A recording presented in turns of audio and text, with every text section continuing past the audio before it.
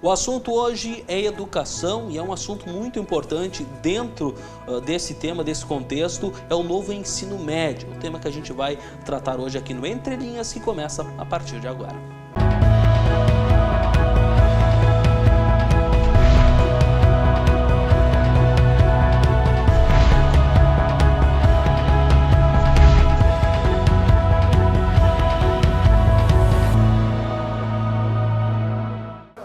Muito bem, estamos começando o programa Entre Linhas aqui na TV Univates, canal 15 da NET e também o canal 15 da Brasrede. Você nos acompanha também pelo Facebook da TV Univates, também no site univates.br/TV e ainda, claro, o programa disponível também no YouTube depois você pode acompanhar se você não conseguiu assistir na nossa programação. Bom, nós vamos falar hoje, como eu já disse na abertura, sobre o novo ensino médio. Tema que vem sendo já tratado há algum tempo, e para falar sobre isso, nós vamos conversar com José Andreu Didrich. Ele é coordenador pedagógico da Terceira CRE, a Terceira Coordenadoria Regional de Educação, com sede em Estrela, e também a Silvane Aidelwein Pia, assessora pedagógica da Terceira CRE. Eles que aceitaram nosso convite, estão aqui e gentilmente nos atendem para conversar sobre esse tema. Então, quero cumprimentá-los, primeiramente, bem-vindos, né? Obrigado por estarem aqui. E queria pedir para vocês, se puderem responder já de uma forma geral, até para introduzir o assunto, para quem está chegando e não está tão inteirado sobre isso. Quando se fala em novo ensino médio, estamos falando exatamente do quê? É um projeto que vem sendo implantado, na verdade, nas escolas. Como isso vem acontecendo, da onde surgiu, o que a gente pode falar do que acontece aqui no Vale do Taquari? Boa noite. Boa noite. Assim, inicialmente, então, agradecer a oportunidade de estar aqui participando, né, dessa conversa a respeito desse assunto, que é bastante importante e realmente, assim, que está em alta, né, no meio da educação. O novo ensino médio, ele veio através de uma legislação nacional, né, que foi aprovada ainda em fevereiro de 2017, né? A Lei 13.415, que estabelece, então, uma nova estrutura no ensino médio, né, que nós, então, chamamos de novo ensino médio. Essa estrutura diferente, ela se diferencia na carga horária, né, que ela traz, então, 1.800 horas de base nacional comum curricular e 1.200 horas de itinerários formativos. Então, totalizando um curso de 3.000 horas, né? Quando hoje, na maioria dos estados da federação, o curso do ensino médio ainda acontece de 2.400 horas. O nosso estado, ele se diferencia nessa questão, né? Pois ele já desenvolve as 3.000 horas nos 3 anos do ensino médio, né? Uma outra alteração também se relaciona à possibilidade, né, desse ensino médio ter um documento norteador, né, que é a Base Nacional Comum Curricular, que vai nortear as competências que precisam ser desenvolvidas nesse jovem durante o ensino médio, né, durante o curso do ensino médio, que até então, até ainda este ano, né, é simplesmente um documento unicamente linear, né, onde não existe um documento, né, que orienta, né, como nós vamos ter então a Base Nacional Comum Curricular. Muito bem, então basicamente quando nós falamos em novo ensino médio estamos falando de horas, e o Estado então me parece que já adaptado, né, a esta situação, diferentemente da maioria dos estados da União, da Federação.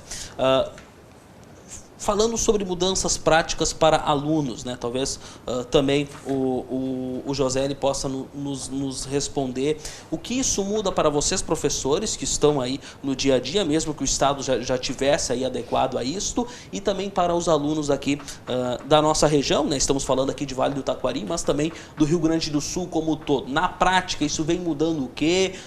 Falando aí em detalhes as implementações que vocês estão fazendo e procurando fazer, especialmente aqui na região da Terceira CRE. Sim, então a gente agradece também a oportunidade de a gente estar podendo colocar algumas ideias, algumas questões que estão realmente acontecendo nas nossas escolas. A gente já tinha no estado, como a Silvane falou, essas 1000 horas, né, a mais desde o tempo do PROEM quando ele foi implantado em governos anteriores. Mas assim, nós estamos hoje trabalhando com 10, são 10 escolas, que são escolas que foram escolhidas para fazer essa implementação. O que a gente consegue perceber quando a gente vai ao encontro das escolas é que, de fato, o nosso aluno ele está sendo um pouco mais autônomo, um pouco mais protagonista da questão da educação. Ele passa a também participar de algumas questões dentro das nossas escolas, né? Então a gente consegue perceber isso. Claro que a gente ainda está num estágio inicial, né? Essas 10 escolas que foram escolhidas esse ano para a gente fazer esse projeto piloto, isso para o ano que vem, obviamente, vai ser, todas as escolas vão estar também desenvolvendo essa questão do novo ensino médio, mas a gente sente que para o aluno há um ganho, e para quem está na educação já há tantos anos, né? A Silvane um pouco mais jovem que eu, né? Mas assim, para a gente que está há tanto tempo na educação, quando a gente percebe, quando a gente vê que há essa possibilidade de colocar o nosso aluno como protagonista, como professor, como profissional da educação, primeiro é um desafio. É um desafio muito grande, porque como seres humanos, nós somos um pouco resistentes à mudança, né? E isso é natural em qualquer ser humano, né? Mas também, por outro lado, isso nos provoca, né? Nos provoca a gente realmente buscar algo diferente para os nossos alunos. A sociedade hoje não é mais a sociedade de quando eu era menino, há vários anos atrás. Hoje nós temos muita informação e pouco conhecimento às vezes. Então o nosso trabalho como educadores, ele se torna, na verdade, para mim, o mais importante, né? Porque nós estamos ali para mostrar para eles como transformar aquela informação em conhecimento. Então, essa questão de o aluno estar sendo um pouco mais autônomo, estar sendo o protagonista, para mim, aí eu estou falando do professor Ambreu, esse é um grande ganho que nós vamos sentir ali na frente. Tudo bem, pois não? O novo ensino médio, e nós, embora a lei traga o termo reforma, né, reforma do ensino médio, a nossa assessoria na SEDUC, eles brincam, né? Eles colocam que reforma é puxadinho, né? Construir um puxadinho. Então, o termo reforma não é adequado para esta nova estrutura de novo ensino médio, né? Então, o termo novo, então é o que é o melhor, né? O mais adequado de se utilizar. Ele traz alguns objetivos muito significativos, muito importantes. E um deles é justamente promover o protagonismo juvenil com os nossos jovens de ensino médio, né? E, paralelo, ou né, junto ao desenvolvimento desse protagonismo, está também apoiar esse nosso jovem no desenvolvimento de um projeto de vida dele, né? Então, que o ensino médio seja, e não só o ensino médio, mas toda a educação básica, né? De fato, desenvolva no nosso jovem esse projeto de vida, não só pensando no mundo acadêmico, né, ou no mundo do trabalho, mas pensando também nele, pessoa, né, que ele consiga concluir a educação básica como um ser humano integral, desenvolvido, né, com todas as nuances, né, que esse ser humano integral traz consigo. Muito bem. E essa também é uma outra questão que a gente está apostando e está começando também a enxergar, a questão de realmente se poder fazer essa diferença entre o que é teoria e o que é prática. Entre a teoria e a prática há um abismo muito grande, né? E a partir do momento que a gente trabalha com o projeto de vida dos alunos, a prática ela acaba se aproximando mais da teoria. Por quê? Porque ele tem aquele projeto, esse é o projeto dele, aí ele vai conseguir linkar isso um pouco melhor com uma teoria que é estanque, que é fria, né, que não tem um movimento como, na verdade, a prática do dia a dia dos nossos alunos. Nossa também, na verdade. Né? Muito bem. Quando vocês falam em protagonismo, né, que é uma coisa que eu sempre ouço falar há muito tempo, estimular a criatividade, estimular que o aluno possa, talvez cada vez mais cedo, isto ser valorizado também pela escola, isso ser enxergado, visto, né, pelos professores, qual a área que ele tem mais potencial, é mais ou menos essa a intenção, porque eu sei que já quando eu estava no ensino médio a gente falava isso muito, então eu vou perguntar isso daqui a pouquinho, a gente pode ampliar, porque nós já estamos chegando no final do nosso primeiro bloco, vamos ao primeiro intervalo, então daqui a pouco a gente fala sobre isso, sobre esse protagonismo. O que é isso e como que os alunos passam a sentir essa diferença nos seus estudos no ensino médio, mas é daqui a pouco.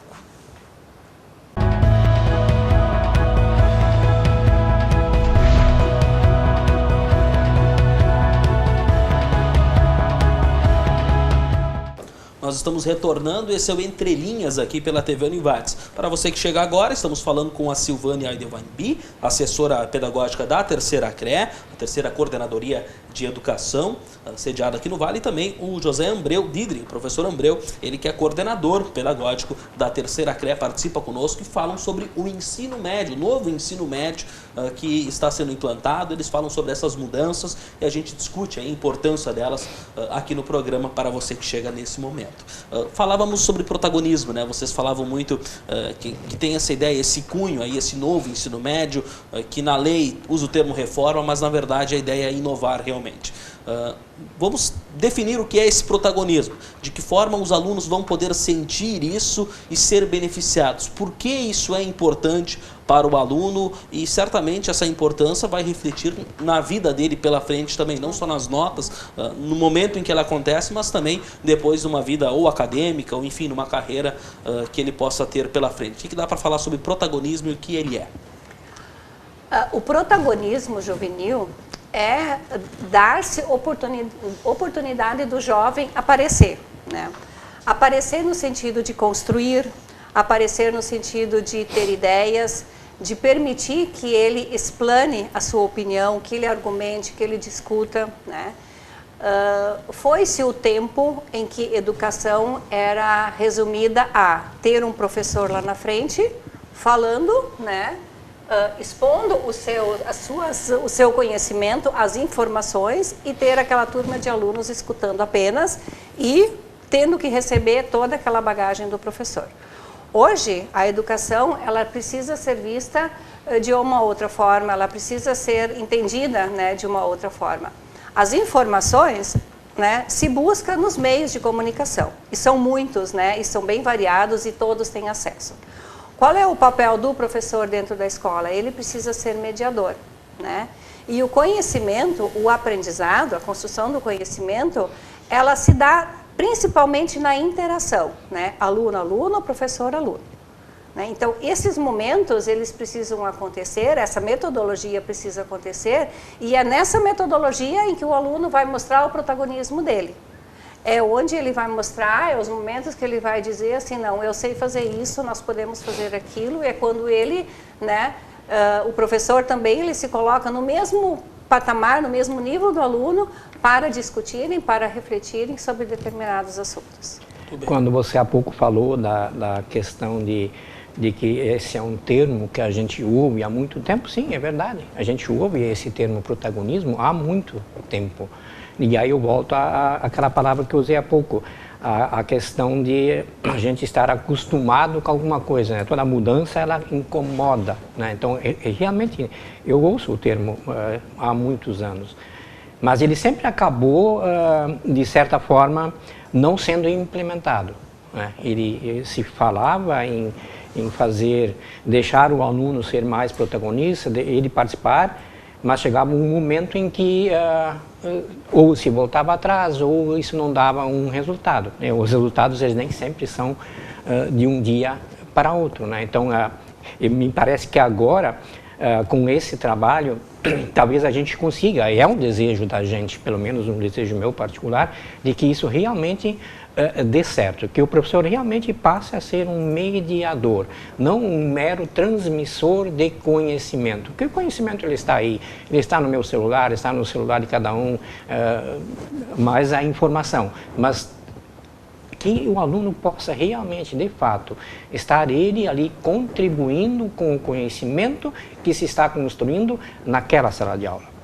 Que se olhe um pouco mais a sala de aula como algo mais com uma janela de vidro olhando para fora, que não fique somente entre aquelas 4 paredes, onde tem uma pessoa que sabe e 20 outras que só apenas escutam e não tem como participar. Quando a gente abre isso, e para quem já o fez, eu já fiz em algumas vezes, a gente se impressiona com a capacidade que os nossos alunos têm de contribuir nisso. Eles têm muito a contribuir. E eu acho que esse é um desejo, tomara que isso dê certo, que realmente nós consigamos com isso, daqui a alguns anos, realmente possamos começar a falar em qualidade de educação. Porque a qualidade de educação passa por várias questões, passa por dinheiro, por RH, etc, etc. Mas o aluno tem que realmente, como a Silvane falou, são 30 pessoas, as 30 pessoas têm que estar falando, as 30 pessoas têm que estar se comunicando. E quando essa comunicação começa a perpassar por todos, aí realmente nós estamos construindo conhecimento. Muito bem. E acontece a aprendizagem também. Todos nós somos inteligentes, né? Só que em áreas diferentes. Sim. Os professores estão preparados para isso?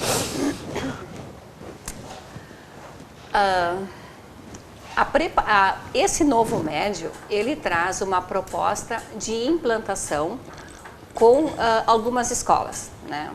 Nós recebemos a orientação da SEDUC, né, da nossa Secretaria Estadual de Educação, né, de que cada coordenadoria regional do estado organizasse um grupo de 10 escolas, né? E essas 10 escolas, então, elas formaram o grupo de escolas piloto de implantação do novo ensino médio. Essa implantação, ela está acontecendo ao longo desse ano de 2019, né? Então, essa implantação, ela traz diversas ações que as escolas estão desenvolvendo lá nas suas comunidades escolares. Até agora, né, professor Abreu, desde o início do ano, várias ações assim, muito significativas e ações intensas já aconteceram, né? E vão continuar acontecendo até o final do ano.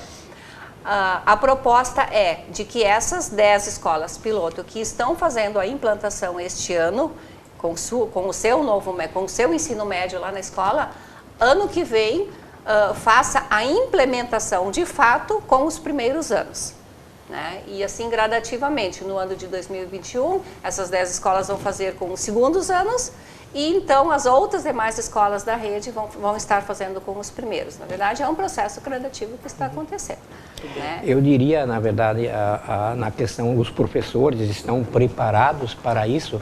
Esse é, com certeza, um dos grandes problemas que a gente vai enfrentar. Mas eu acredito que a partir do momento que o professor tenha a formação acadêmica, né, o que significaria estar preparado? Isso que nós estamos conversando aqui. Ele vai se preparando ao longo dos acontecimentos. O professor ele vai se tornando preparado para trabalhar com isso, estando ali na sala de aula com os seus alunos ali ele vai começar a se preparar por isso, né? Porque se formos pensar só em o professor quando ele sai da universidade, a universidade também trabalha com os conteúdos e fazem assim, algumas avaliações. Mas a preparação de fato do professor, para mim, ela vai acontecer durante o processo, né? Durante o desenvolvimento da proposta, né? Além disso, dentro desta legislação, as universidades também vão ter o seu tempo para se adequarem a esta proposta e a essa adequação que elas precisam fazer para preparar os professores. Além disso que o professor Abreu colocou, durante essa implantação que está acontecendo e depois, né, durante a vida de professor, além das formações continuadas, né, que acontecem e que são quase que rotineiras, né, durante os anos letivos, O novo médio traz formações específicas para os professores. Então, nós, a terceira coordenadoria, nós organizamos um cronograma de formações, né, onde elas acontecem 1 ou 2 vezes por mês com essas 10 escolas piloto este ano. O ano que vem vão acontecer com as demais escolas também, provavelmente, né, com assuntos específicos, né, e estudo principalmente dos marcos legais que trazem, né, esse novo médio. Eu diria que nós temos nessa questão uma grande vantagem em relação a outras tentativas que foram feitas, algo parecido com isso, né, de tornar o aluno mais protagonista, autônomo. Nós temos uma grande vantagem agora. Foram escolhidas 10 escolas por CRE. Né? Então é um projeto realmente piloto. Para o ano que vem, a gente vai estar mais preparado já. Uma coisa é você começar isso com as 89 escolas, como normalmente vinha acontecendo. Se tem um projeto, se leva o projeto, se aplica ele em todas as escolas, nós como somos 89, e aí a chance disso não dar certo, ela aumenta muito. Né? Como agora nós estamos, de fato, trabalhando com essas 10 escolas, para o ano que vem, nós lá, como CRE, nós também vamos estar mais preparados, já conhecendo aonde estão as maiores dificuldades, aonde aconteceram os maiores avanços. Então nós vamos ter essa chance de estar levando isso para as outras escolas, que são a maioria, porque foram apenas 10. Então tem 79 escolas, as nossas, que vão começar esse processo no ano que vem. Então eu diria que isso é uma grande vantagem. Não começar direto com todas as escolas, correndo o risco de isso não dar tão certo assim. Então nós vamos ter já o ano que vem uma certa experiência como colegas, como professores, né, para poder dar andamento a esse projeto. Vamos nos sentir fortalecidos, e quando o professor Ambreu fala em 89 escolas, não são as 89 que têm o ensino médio. Nós temos 41 escolas de ensino médio, mas a proposta do novo ensino médio, ela traz com muita evidência também o engajamento que o ensino fundamental, em especial 8º e 9º anos, precisam ter para com esse novo médio. Eu ia falar sobre o fundamental daqui a pouco. Então, mas é justamente isso, né? Essa questão do ensino fundamental, os alunos também já virem preparados para isso e não com uma metodologia totalmente diferente. E as escolas, essas 10, certamente vão servir de termômetro para vocês verem o que como está se saindo aí esse novo método. Mas nós vamos ao intervalo, mais uma vez, voltamos em instantes para seguir falando sobre o novo ensino médio aqui no Entre Linhas.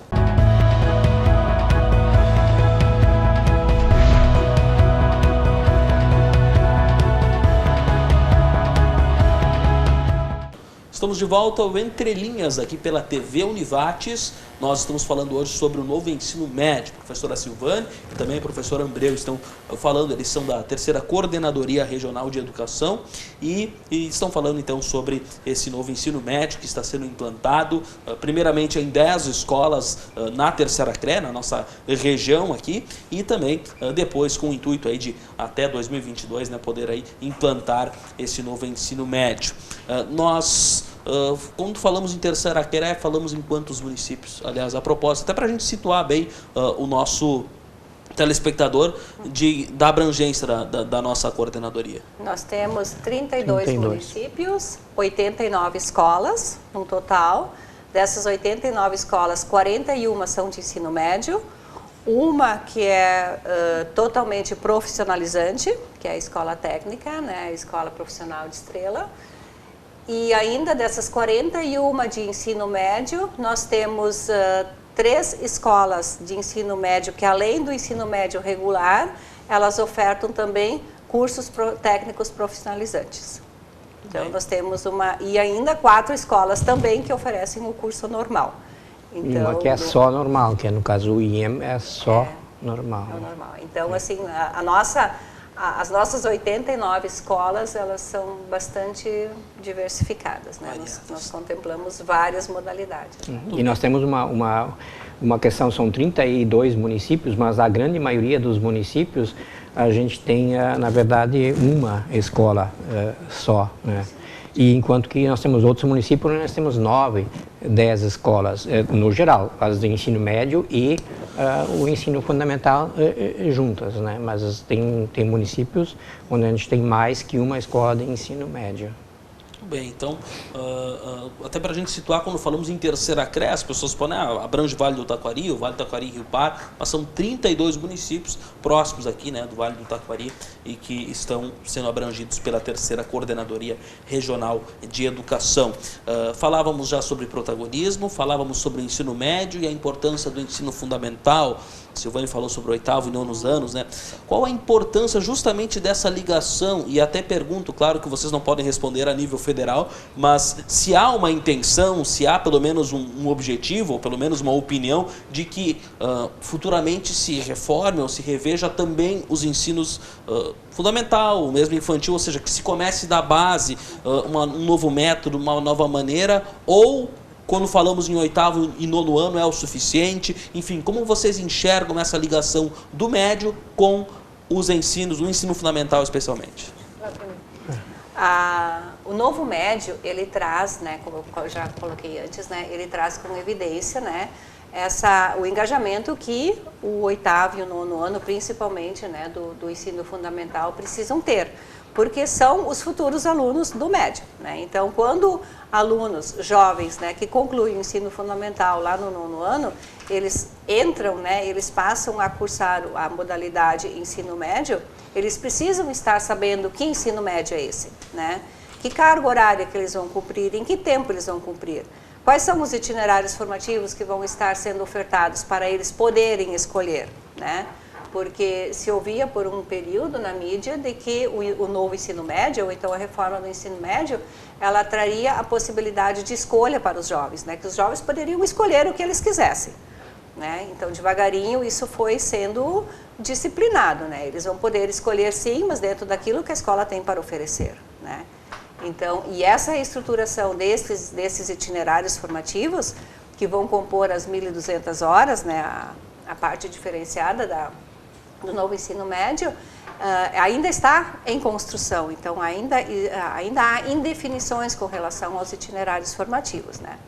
Até porque algumas coisas precisam ainda ser normatizadas pelo Conselho Estadual de Educação, né? Então, não se tem ainda com clareza, né, como vão acontecer os itinerários formativos. Mas o ensino fundamental, sim, eles precisam também estar cientes, eles precisam ter clareza do que é o novo médio. Até porque, né, professora Ambreu, na atual sistemática, se falando de recursos humanos, geralmente professores do ensino médio atuam também no ensino fundamental.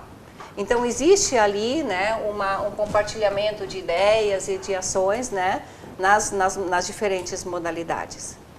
E há, assim, com certeza, uma necessidade que isso comece já também, não só o 8º e o 9º anos, mas um pouquinho antes no ensino fundamental, em função de que nós estamos nos encaminhando hoje para que o Estado fique apenas com o ensino médio, né? E que os municípios fiquem com a totalidade do ensino fundamental, desde os anos iniciais até os anos finais. Hoje isso ainda não acontece, tanto é que nós temos mais que a metade das nossas escolas que tem o ensino fundamental, que nem tem o ensino médio, né? Mas realmente há uma necessidade de que se comece sim já a pensar nisso lá junto com os municípios, e como se vai construindo isso já lá no ensino fundamental, porque realmente eles venham, como a Silvane diz, é que eles cheguem lá, não entrando em uma escola totalmente desconhecida para eles, né? Então eles já vêm com isso para poderem, aí sim, nos 3 anos do ensino médio, ou quem sabe no noturno 4 anos, isso a gente não tem essa definição, mas pode acontecer, né? Porque existe essa carga horária a mais. Muitos municípios já têm a escola de tempo integral, né? Então o aluno já fica mais tempo na escola. Muito bem. Quando falamos em novo ensino médio, falamos a nível federal, e justamente isso que tu falaste, né? Dessa parceria, dessa conversa, digamos assim, no modo de ensinar com os municípios. Como que vai funcionar isso quando nós estamos falando de, digamos que 3 redes de educação que temos, a municipal, a estadual e temos também as escolas particulares, né? É claro que a migração, especialmente do municipal para o estadual, ela vai acontecer, ou é muito possível que aconteça. Como conversar o Estado com o município? Isto é uma preocupação? Isto pode, por exemplo, uma criança que estudou em uma escola que tem um ensino básico, né, um ensino fundamental, numa escola estadual e numa municipal, ter uma diferença, a que estudou no municipal, por exemplo, acabar tendo um impacto maior do que aquela que estudou no estadual e fez o fundamental por lá? Isto é uma preocupação? Tem como resolver? Ou ainda está longe de se ter aí um alinhamento? Eu diria assim, daí eu estou falando de experiências que a gente teve, né? Eu fui por muitos anos, eu sempre fui professor das 2 redes, municipal e estadual. E boa parte dos nossos professores também, eles trabalham nas 2 redes, no município e também no estado. Então já existe, por parte do professor, já existe esse conhecimento, essa troca, esse estar ouvindo. Mas sim, tem alguns municípios ainda onde os professores trabalham só naquele município. E aí pode, sim, se criar aquilo que eu falava há pouco, né, que o aluno já chegue lá no ensino médio não entrando num ambiente estranho, né, que ele chegue lá já tendo vivido de uma forma um pouco diferente, de repente, mas vivido isso, né? Porque a partir do momento que o aluno ele sai de uma escola do município e vai para uma escola do estado, há que ter, talvez essa seja uma das palavras que a gente tem que ainda conseguir desenvolver um pouco melhor, a questão do pertencimento, né? Porque quando o aluno sai de uma escola do município e ele vai para uma escola do estado, ele passa a pertencer àquela escola. E havia, não sei se a Silvana chegou a passar por isso, sempre um grande problema para nós do município, aqueles alunos que vinham, né? A escola onde eu trabalhava, ela era uma escola que era até o 9º ano, né? Os alunos, eles ficavam até na 4ª série, o 5º ano, ficavam numa escola, né? E aí eles vinham para a nossa escola, que tinha todos eles. Não tem como negar. Os alunos que estavam na escola onde eu trabalhava, que entraram lá desde pequenininho e foram até o 9º ano, sim, eles tinham uma grande vantagem em relação àqueles que vinham de uma outra escola, por estarem já conhecendo aquela escola. Primeiro que eles devem meio ano para eles conhecerem os ambientes da escola, que também faz parte da questão de se conseguir uma aprendizagem melhor, né? Então, realmente, isso tem que ser trabalhado, realmente, de que se comece lá no município já fazendo esse trabalho de conscientização, não sei o termo que se poderia usar. Tem uma outra questão, né, ainda para complementar o que o professor Ambreu falou. Falando agora de currículo, de legislação, né? Okay. A Base Nacional Comum Curricular é o documento, né, norteador do trabalho todo desenvolvido dentro das escolas, né? Ele traz, então, as 10 competências gerais da educação básica, que são as competências que precisam ser desenvolvidas nos nossos alunos, né? A do ensino fundamental ela já está aprovada e a do ensino médio ainda está tramitando, mas existe uma expectativa muito forte que ela seja aprovada muito em breve, né? Essa Base Nacional Comum Curricular, ela produziu os referenciais, né? Nós temos no nosso estado o Referencial Curricular Gaúcho. Esse referencial é o documento que vai nortear a elaboração dos currículos nas escolas, né? E esse Referencial Curricular Gaúcho, ele traz muito forte a questão da territorialidade. O aluno hoje, ele não pertence mais, o jovem hoje, ele não pertence mais a uma rede ou uma outra rede, ele pertence ao território. né? Então, em muitos municípios está acontecendo a construção do referencial do município, onde as redes se reúnem e vão elaborar esse documento e as escolas, né, deste município ou de uma determinada região vão desenvolver isso depois nas suas escolas. Então, está iniciando esse trabalho, assim, de ser alguma coisa, de ser um trabalho, de ser vamos dizer, um trabalho pedagógico nas escolas, mas, né, pensando numa equidade, né, com relação às redes, às diferentes redes, né, pensando no aluno território, pensando no aluno daquele município e não de uma rede ou de outra rede ou de uma escola ou de outra escola. Né? Então, é uma caminhada longa ainda, mas ela está se iniciando. Em alguns municípios isso é mais forte, em outros municípios isso ainda é bastante difícil, né? Assim, encontra-se uma resistência muito forte. Né? Nós falamos há pouco da questão, desculpa, da questão dos nossos 32 municípios, né, e 89 escolas. Se a gente for ver em linha reta, da nossa escola mais ao norte até a escola mais ao sul, em linha reta, isso dá uns 120 quilômetros. Por estrada dá mais que isso. E no sentido leste-oeste, não fica muito abaixo disso. Então, veja o tamanho do guarda-chuva que nós temos. Né? São muitos municípios, né? São vários municípios, não tão grandes, mas aí, pensando na questão da territorialidade, nós temos nesse guarda-chuva, nós temos regiões com culturas totalmente diferentes. Né? E isso também precisa ser pensado, né? Porque há a migração de um aluno de um município para outro, até às vezes de uma região para outra. Então isso tudo está na nossa preocupação de como isso vai acontecer, mesmo na questão do itinerário, eu tenho dificuldade de dizer essa palavra, itinerário formativo. Eles vão ter naquela escola, e se ele sai daquela escola, ele vai para uma outra, e se ali é diferente, né? Então tudo isso está sendo construído e pensado. Aí eu volto a dizer, a importância de nós termos começado com 10 escolas. Começar de uma forma firme e gradual. Isso. Vamos ao intervalo, daqui a pouco voltamos com a última parte, o último bloco do nosso Entre Linhas.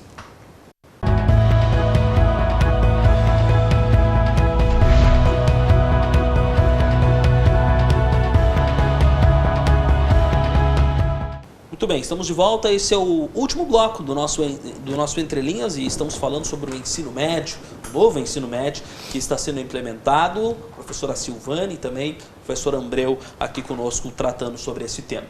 Nós falávamos antes sobre protagonismo e me parece que o novo ensino médio, nós falávamos aqui nos bastidores já, que tem objetivos muito claros, muito definidos e que vocês gostariam de explanar isso, até para a gente conhecer exatamente do que está acontecendo. Vamos falar sobre isso. Então, os objetivos desse novo médio, então, além de desenvolver o protagonismo juvenil, né, e de se apoiar, né, do jovem receber o apoio para desenvolver o seu projeto de vida, ele traz também com muita ênfase a valorização da criatividade pedagógica do professor.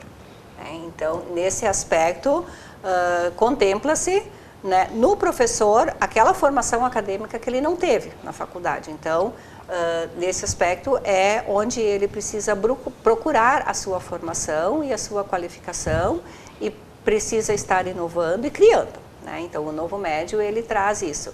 Ele traz também como objetivo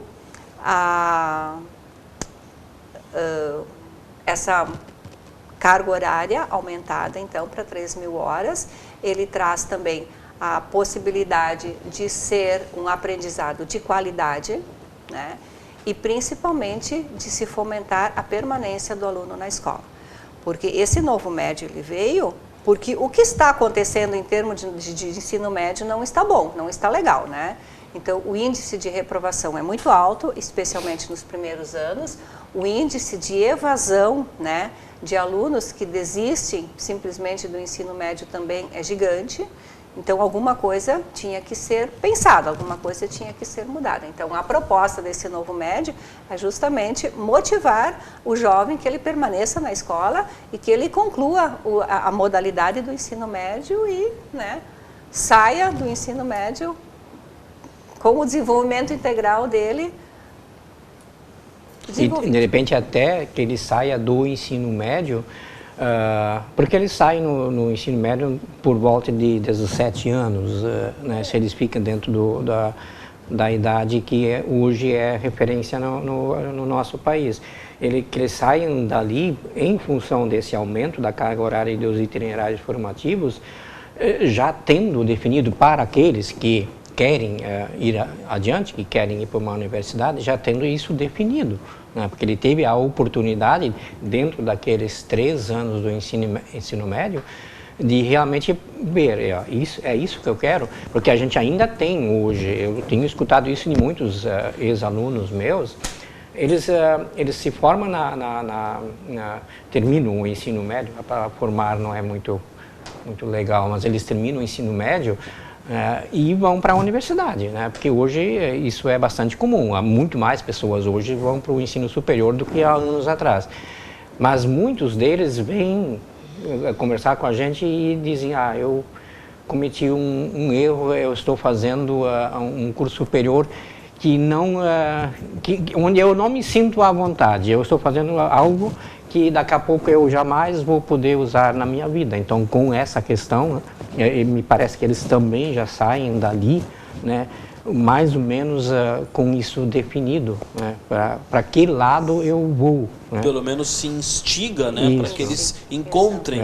Eu vou empreender, eu vou ser cientista, eu vou para a área da criatividade, então ele vai ter isso. Ele terá que ter essas habilidades dele desenvolvidas ao longo desse médio, né? E nesse aspecto entra a questão da criatividade do professor. Porque esse nosso jovem hoje, né? Qual é o futuro que ele vai encontrar pela frente? Né? Então, o nosso jovem de hoje não é mais o jovem de 10 anos atrás ou de 20 anos atrás que era preparado para trabalhar numa oficina mecânica ou numa empresa, numa indústria de produção manual, ou nesse sentido assim, o nosso jovem hoje ele tem que ser preparado para as profissões do futuro. E quais são essas profissões do futuro? Sabe? São as profissões que envolvem muita tecnologia, sabe? São as profissões que envolvem a robótica, são as profissões que vão envolver a mecatrônica, sabe, né? Então são essas as profissões do futuro. E para essas profissões o nosso jovem precisa ser preparado. E até aos 18 anos ele não ouvia falar sobre isso. Né? Então são questões assim que são dessa nova era, dessa atualidade, né? E o nosso professor, ele vai encontrar desafios, sim, ele vai encontrar dificuldades, sim, né? Mas o nosso jovem está aí. Mas e aí as informações ele já tem. Isso, aí eu volto a dizer aquilo que a gente já tinha falado antes, né? A partir do momento que o professor sai de uma universidade, ele teve a sua vida acadêmica, estas questões, esses desafios, né? Eles vão vindo ao longo, né, do processo desse novo ensino médio. E para ele, me parece que isso vai ser uma grande aprendizagem. Né? Ele vai estar, automaticamente ele vai ter que se reciclar um pouco. Né? Não pode mais ficar só naquele conhecimento que ele adquiriu nos 4, 5, 6 anos da universidade. Ele vai ter que fazer uma reciclagem. A gurizada vem com propostas muito interessantes. Porque é o que eu ia perguntar, você falou antes dos professores também, os mais antigos, que já estão mais tempo, se atualizarem, procurarem informação. Mas isso também é um grande desafio. Sim. Os professores estão lá 20, 30, 40 anos e daqui a pouco tudo muda e eu tenho que me adequar. Então não é só a questão de formação, os novos que estão surgindo vão encontrar um desafio também de se adequar e os mais antigos vão ter que se renovar de novo. Ou seja, é um desafio para todo mundo. Né? Sim. E nós temos com certeza um dos grandes problemas que a gente enfrenta e vai continuar enfrentando. Não temos como negar isso, não dá para mais tapar o sol com a peneira. Isso passa pela valorização do profissional, passa pela valorização. Hoje o professor, infelizmente, a gente vê isso todos os dias, a valorização dele, e não é só na questão financeira, é em todos os outros aspectos também. Há que ter essa valorização, porque imagina um professor que faltam 2 anos para ele digamos, se aposentar e ainda ele estará motivado para fazer isso tudo? Eu estaria, mas eu não posso obrigar o outro professor também a ser. E a gente tem que olhar para aqueles professores, um professor tem uma história dentro da educação, né? Ele tem uma história dentro da educação. Isso não pode ser mudado de um dia para outro. A vida inteira você foi um professor assim, agora você tem que ser um professor assado. Essa história dele, ela precisa ser olhada, e por isso que a gente tem que, eu falo em um desafio, em fazendo isso aos poucos, né? Fazer um pouquinho hoje, um pouco amanhã, porque quando um poste começa a cair, ele chega num momento que ele passou do limite e aí ele cai mesmo. Eu entendo que os nossos professores, na sua grande maioria, esse professor, né, que tu colocas, Júlio, de que de repente ele tem que aprender uma coisa nova, não entendo que nós tenhamos esse professor na nossa rede, tá? Os nossos professores, mesmo os que já têm uma história, mesmo os que têm 20, 25, 30 anos de escola, eles foram também acompanhando a evolução, né? Por exemplo, o celular hoje na escola, ele é um recurso didático, né? Os diários de classe, né? Este ano a Seduc implantou um aplicativo do diário de classe online. Então, todos os registros da turma de alunos, as presenças, as faltas, o resultado das expressões... o resultado da expressão da avaliação, tudo é lançado dentro desse aplicativo via celular ou via computadores da escola, né? Então, isso ainda é um processo. Encontra-se resistência, sim, mas existe também uma coisa muito forte dentro das escolas, que é o contágio positivo, né? Então, aqueles mais jovens, né, a gente diz os professores tecnológicos, né, os digitais, os que gostam, eles vão motivando todo o grupo dentro da escola. Então, eu acredito, eu quero acreditar, e esse novo médio para mim também, né, eu tenho, né, uma fé muito forte de que ele vai dar certo, porque não enxergo ele como política de governo. Tá? Eu enxergo ele como política de Estado, porque ele veio através de uma lei federal que foi aprovado ainda na gestão anterior, né, com o presidente Temer. Então, o novo médio ele veio vindo, ele está sendo implantado gradativamente, né, num processo devagar, né, está sendo construído, né, pausadamente, gradativamente, para daí a implantação acontecer de fato. E então, ele tem uma questão... eu tenho para mim que veio para ficar. Ele tem uma questão, assim, muito para mim, pessoalmente, bem forte, ligada com todo um trabalho que vem sendo feito há muitos anos. Começou lá no Conselho Nacional de Educação, depois o Conselho Estadual de Educação, os Conselhos Municipais de Educação. Ele tem um link com isso, por isso que a gente pode dizer que ele não é um projeto de governo, e sim um projeto de Estado, né? Porque ele vem realmente para ficar, e ele tem as leis, tem todos ele está fundamentado legais, em leis, né? Então o que é o mais importante? O Ambreu, a Silvane, nós com certeza acreditar no projeto. Verdade. E quanto mais pessoas nós conseguirmos convencer e fazer acreditar, mais a gente vai ter pessoas, e daqui a pouco não vamos conseguir a totalidade. Isso é utópico, isso nunca vai acontecer. Mas nós podemos, aos poucos, ir convencendo pessoas, e nós estamos garimpando essas pessoas dentro das nossas escolas. Aquelas que realmente acreditam, aquelas que realmente estão dispostas a fazer a mudança, e muitas vezes a se dedicar fora do horário normal, né? Isso faz parte da nossa profissão. Precisa de entusiasmo, né? Uma última pergunta, assim, para a gente concluir, estamos aí no nosso último minuto. Como os professores recebem, de uma forma geral, porque, claro, o professor falou antes sobre a valorização, né, que é necessário, a gente sabe, quando se fala em professores do Estado, se fala logo em valorização, em salário, muitas vezes pode gerar desânimo por alguns, e até é justificável. Como eles recebem esse tipo de mudanças? Alguns podem recebê-la de forma negativa.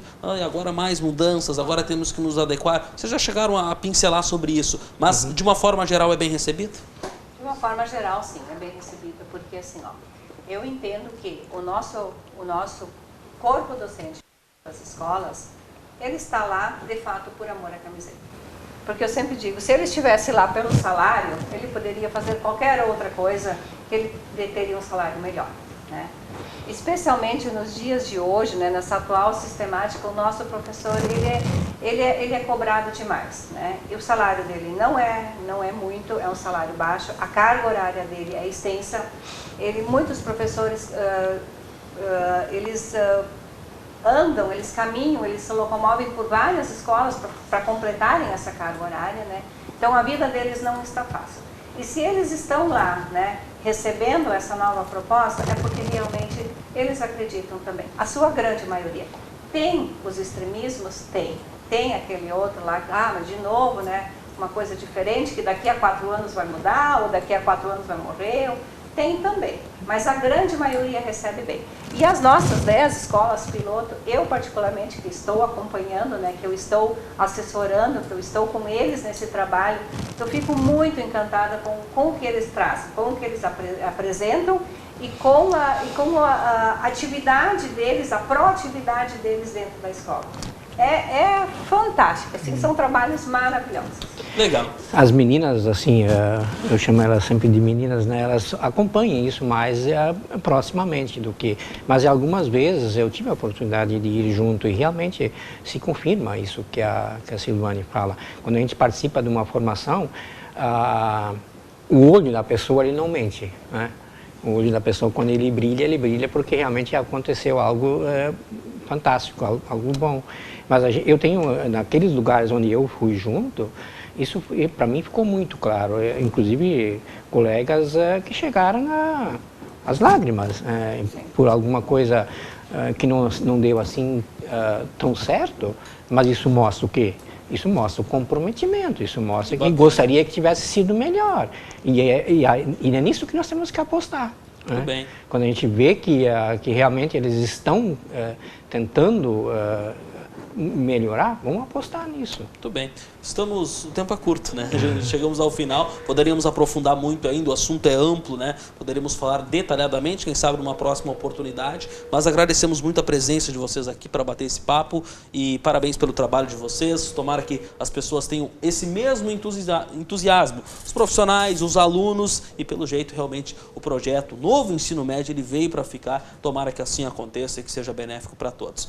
Encerramos por aqui, uma boa noite a todos e até mais.